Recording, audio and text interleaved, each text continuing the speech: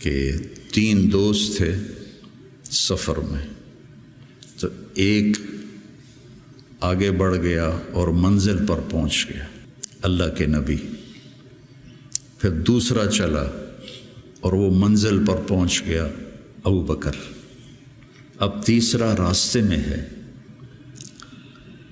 اب مسجد میں داخل ہوئے تو آپ کے ادھر ابو بکر تھے، ادھر عمر تھے رضی اللہ عنہ، سامنے صحابہ بیٹھے تھے۔ آپ نے ان سے فرمایا، دیکھ رہے ہو ہاکذا نحشر یوم القیامہ، میں قیامت کے دن ایسے اٹھوں گا، میرے سیدھے ہاتھ ابو بکر ہوگا، الٹے ہاتھ عمر ہوگا۔ ملہم مراد، سارے مرید، ایک شخص مراد، کتنے بڑے آدمی۔ تو صحابہ نے مشورہ کیا کہ فتوحات ہو گئی ہیں، کیسر اور کسریٰ کے خزانے مدینے میں آ گئے ہیں، اور عمر کا وہی حال ہے، وہی مجاہدہ ہے، وہی مشقت ہے، تو اب اسے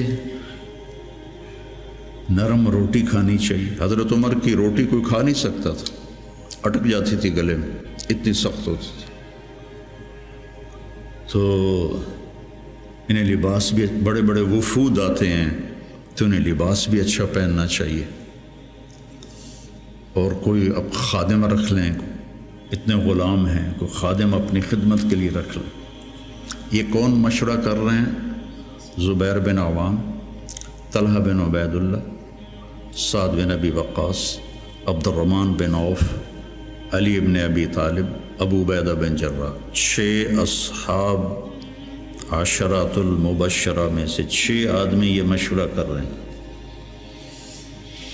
حضرت علی نے کہا، مانے گا نہیں، جو تم مرضی کر لو۔ حضرت علی نے کہا نہیں مانے گا، کہا نہیں، ہم انشاءاللہ منوائیں گے، ہم خود نہیں جاتے، ہم حضرت عائشہ کو بھیجتے اور حضرت حفصہ کو بھیجتے، دونوں امہات المومنین ہیں اور ایک بیٹی ہے، تو ان کی ضرور مانیں گے۔ تو یہ دونوں تشریف لائیں اور متکلم بنی حضرت عائشہ، کامر المومنین، آج آپ سے ایک بات کرنی ہے۔ کہنے لگے کہو۔ کہنے لگے اللہ کے رسول کے دور میں نہ دنیا آئی، نہ اللہ کے نبی نے دنیا کا ارادہ کیا، تو وہ مشقت میں گزر گئے۔ میرے باپ ابو بکر کے دور میں دنیا کی فتوحات نہ آئیں، نہ انہوں نے ارادہ کیا، وہ بھی گزر گئے۔ اب اللہ نے آپ کے لیے دنیا مسخر کر دی ہے، اور لہر بہر ہے، اور آپ کا وہی حال ہے، آپ کچھ نرمی کریں۔ وہ جو پچھلی باتیں انہوں نے کہیں، غلام رکھیں، اچھے کپڑے پہنیں، بڑے بڑے وفد آتے ہیں، نرم کھانا کھائیں، نرم بستر استعمال کریں۔ اور عمر کا رنگ بدلنا شروع ہو گیا۔ تو حضرت حفصہ دیکھ رہی تھے، بے ابا گیا چھت نال، تو جب حضرت عائشہ خاموش ہوئی تو کہنے لگے، یہ بتاؤ تمہیں یہ کس نے بھیجا ہے؟ تو کہنے لگی، پہلے کوئی ہاں نہ کرو تو پھر ہم بتائیں گے۔ کہنے لگے، اگر مجھے پتہ چل جائے نا کہ تمہیں کس نے بھیجا تو میں مار مار مار کے ان کے چہرے لہو لہان کر دوں۔ پھر فرمانے لگے، حفصہ تو گھر والی ہے نا، یہ بتا کبھی اللہ کے نبی نے 2 ٹائم کھانا کھایا؟ زندگی میں کبھی 2 وقت کھانا کھایا؟ وہ کہنے لگی نہیں۔ فرمانے لگے، صبح کھاتے تھے تو شام نہیں کھاتے تھے، شام کو کھاتے تھے تو صبح نہیں کھاتے تھے، کہ جی اللہم نعم۔ ایک دفعہ تو نے ایک چھوٹے سے میز پر کھانا رکھ کے دیا تھا، تمہیں یاد ہے؟ تو اللہ کے نبی نے اٹھا کے زمین پہ رکھ لیا تھا اور کہا تھا، آکل کما یاکل العبد، کہ جی اللہم نعم۔ تمہیں یاد ہے اللہ کے نبی کا ایک ہی جوڑا ہوتا تھا، اور اسے وہ خود دھوتے تھے، اور بعض اوقات وہ خشک نہیں ہوتا تھا اور بلال آ جاتے، یا رسول اللہ الصلاۃ، تو آپ کہتے ابھی میرے کپڑے خشک نہیں ہوئے، یہاں تک کہ نماز تاخیر ہو جاتی تھی اور آپ وہ خشک ہو کر اس کو پہن کے جا کے نماز پڑھاتے تھے۔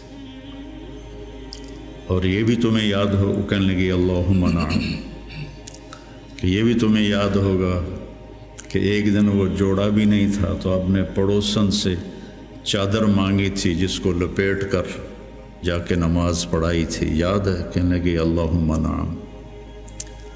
کہا نبی کا بستر کیسا تھا تیرے گھر میں؟ کہا ایک ٹاٹ تھا، اس کو میں دوہرا کر کے بچھا دیتی تھی رات کو۔ تو حضرت عمر کہنے لگے ایک رات تو نے اس کی 4 تہیں لگا دی، تو صبح اللہ کے نبی نے کہا حفصہ میرا بستر تبدیل کر دیا ہے؟ کہ نہیں یا رسول اللہ وہی ہے، بس 2 کی 4 تہ لگا دی۔ کہا اس کو دوبارہ ویسے کر دے، مجھے رات کو اٹھنے میں مشکل پیش آئی اس کی نرمی کی وجہ سے، یاد ہے؟ کہنے لگی اللہم نعم۔ تو فرمایا اللہ کے نبی نے کبھی 2 سالن کٹھے کھائے؟ اللہ کے نبی نے کبھی 2 سالن کٹھے کھائے؟ کہنے لگی نہیں، کوئی نہیں کھائے۔ تو حضرت عمر رونے لگے، فرمایا کہ جنہوں نے تمہیں بھیجا ہے نا انہیں جا کر کہو کہ 3 دوست تھے سفر میں، تو ایک آگے بڑھ گیا اور منزل پر پہنچ گیا اللہ کے نبی، پھر دوسرا چلا اور وہ منزل پر پہنچ گیا ابو بکر، اب تیسرا راستے میں ہے، ان کے راستے پر رہے گا تو پہنچے گا ورنہ بھٹک جائے گا۔ والذی نفسی بیدہ، اس رب کی قسم جس کے قبضے میں میری جان ہے، میں اپنے آپ کو اسی حال پہ رکھوں گا حتی تلحق روحی باللہ، یہاں تک کہ میں اپنے رب کے ساتھ جا کے مل جاؤں۔ جن کو اپنی ذات کی طرف نبی کی محنت متوجہ کرتی، تحریکیں اوروں کی طرف متوجہ کرتی، اور انبیاء کی محنت یا قوم اعبدوا اللہ ما لکم من الہ غیر، یا قوم انی لکم نذیر مبین ان اعبدوا اللہ واتقوہ واطیعون انی لکم نذیر مبین انی لکم ناصح امین۔ اور جب خنجر لگ گیا اور پتہ چل گیا کہ بچنا ممکن نہیں ہے، تو اپنے بیٹے کو بلایا عبداللہ بن عمر، فرمانے لگے جاؤ عائشہ کے پاس اور ان سے کہو کہ عمر اپنے ساتھیوں کے ساتھ دفن کی اجازت چاہتا ہے، اور امیر المومنین نہ کہنا، عمر کہنا، چونکہ اب میں امیر المومنین نہیں ہوں، اگر وہ اجازت دیں دیں تو مجھے وہاں دفن کر دینا ورنہ مجھے عام قبرستان میں لے جا۔ عبداللہ بن عمر رضی اللہ تعالیٰ عنہ تشریف لے گئے تو عائشہ رضی اللہ عنہ بیٹھی رو رہی تھی، تو انہوں نے عرض کی اماں جان میرا باپ عمر بن خطاب اپنے ساتھیوں کا قرب چاہتا ہے۔ تو حضرت عائشہ رضی اللہ عنہ نے روتے ہوئے کہا یہ جگہ تو میں نے اپنے لیے رکھی تھی، لیکن اگر عمر طلبگار ہے تو مرحباً بعمر۔ واپس آئے، کہا ابا جان ابشر قد اذنت، اجازت ہو گئی۔ کہ بیٹا ممکن ہے میرے شرم میں کہا ہو جب میں مر جاؤں پھر دوبارہ میرا جنازہ لے جانا اور باہر رکھ دینا، اور پھر ایک دفعہ دوبارہ پوچھنا، اگر اس وقت اجازت ملے پھر مجھے اندر لے جانا۔ اس میں حضرت علی آئے تو بڑے گھبرائے ہوئے تھے، تو حضرت علی نے پوچھا اتخاف من الموت؟ کہا نہیں، الذی بعد الموت۔ الذی بعد الموت، جس ہستی نے 22 لاکھ مربع میل میں اسلام پھیلایا. تو کہنے لگے ڈرو نہیں. میں نے کئی دفعہ سنا کہ اللہ کے نبی نے کہا خرجت انا و ابو بکر و عمر، دخلت انا و ابو بکر و عمر، جیت انا و ابو بکر و عمر و سیدہ کہول اہل الجنہ ابو بکر و عمر. کہ میں نے کئی دفعہ سنا. حضرت حسن بھی ساتھ. تو کہنے لگے قیامت کے دن گواہی دو گے میری؟ کہا میں بھی دوں گا، حسن بھی دے گا. میں بھی دوں گا، حسن بھی دے گا. تو حضرت علی چلے گئے تو موت کی آہٹ محسوس کی. تو عبداللہ بن عمر نے گود میں سر رکھا ہوا تھا. کہنے لگے عبداللہ میرا سر زمین پر ڈال دے. انہوں نے پنڈلی پہ رکھ لیا. وائے حق، سنتے نہیں ہو میں نے کیا کہا، مجھے زمین پہ ڈال دیا. انہوں نے سر زمین پہ رکھ دیا تو اپنا چہرہ زمین ایسے رگڑنا شروع کیا، ایسے. ویل لک یا عمر ان لم یغفر لک ربک، یہ کہنا شروع کیا. ویل لک یا عمر ان لم یغفر لک ربک، ویل لک یا عمر، ویل لک ولامک یا عمر ان لم یغفر لک ربک. یہ کہتے کہتے جان نکل گئی. لوگ اکٹھے ہوئے تو حضرت عبداللہ ابن عباس کہتے ہیں کہ کسی نے میرے کندھے پہ ہاتھ رکھا تو میں نے مڑ کے دیکھا تو علی تھے، رو رہے تھے، کہہ رہے تھے کہ نہیں، بات کی بات. حضرت صہیب رومی نے جنازہ پڑھایا، وصیت کی تھی میرا جنازہ صہیب پڑھائے. ان 6 کو تو ڈال دیا تھا نا شورا میں، تو صہیب نے جنازہ پڑھایا. جنازہ اٹھایا گیا اور آ کر حضرت عائشہ کے دروازے پر رکھا گیا اور عبداللہ بن عمر آگے بڑھے کہ اماں جان میرا باپ حاضر ہے، اندر آنے کی اجازت چاہتے. تو عائشہ رضی اللہ عنہا نے اپنی چادر اٹھائی اور اپنے آپ کو ڈھانپا اور باہر نکل گئی. مرحبا بعمر.